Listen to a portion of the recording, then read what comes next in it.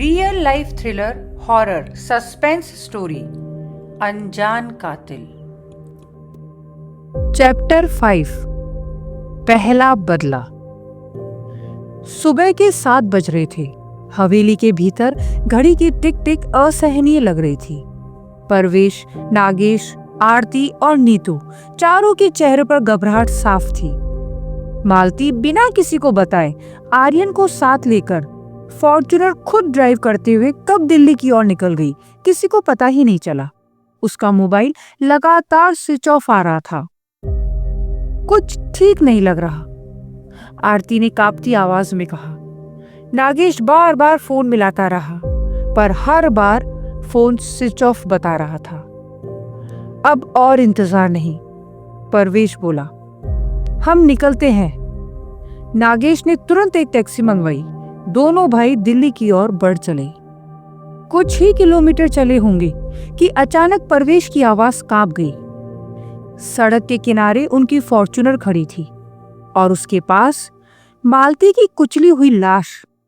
नागेश के पैरों तले जमीन खिसक गई।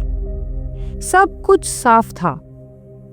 मालती जब कार लेकर घर से निकली तब किसी ने उसे जबरन बाहर निकाला होगा और फिर उसी कार से उसे कुचल दिया होगा। आर्यन? नागेश की आवाज सिर्फ एक फुसफुसाहट थी। चारों ओर देखा, लेकिन आर्यन कहीं नहीं था। दोनों भाइयों का शक एक ही दिशा में गया, भोलेराम। परवेश ने दांत भींचते हुए कहा। वो दोनों सीधे भोलेराम की झोपड़ी पहुंचे।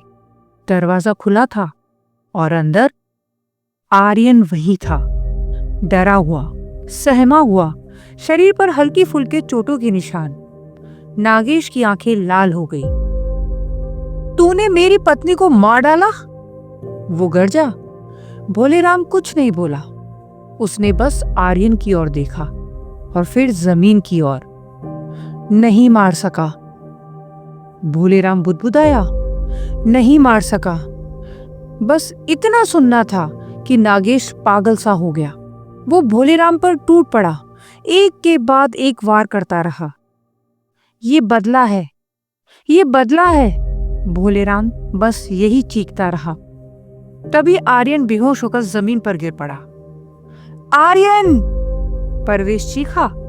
दोनों भाई उसे उठाकर हवेली लौट आए। डॉक्टर को बुलाया गया। कुछ देर बाद डॉक्टर ने कहा, डरने की कोई बात नहीं, आपका बच्चा ठीक है, बस सदमे में है।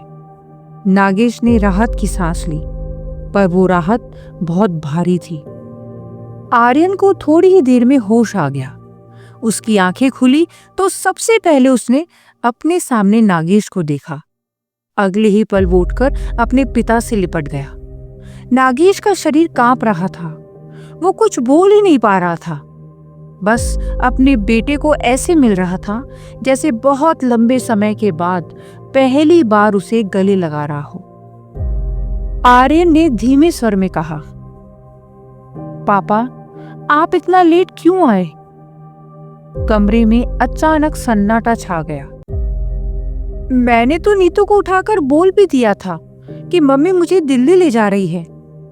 ये सुनते ही नागेश, परवेश, आरती और नीतू चारों के चेहरों का रंग उड़ गया। क्या?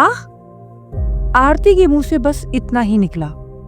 नीतू सक पकाकर बोली, मुझे तो ऐसा कुछ याद ही नहीं है। नागेश और परवेश ने एक दूसरे की ओर देखा। उनकी आंखों में एक ही सवाल था, क्या वो शाप वाकई सच हो रहा था?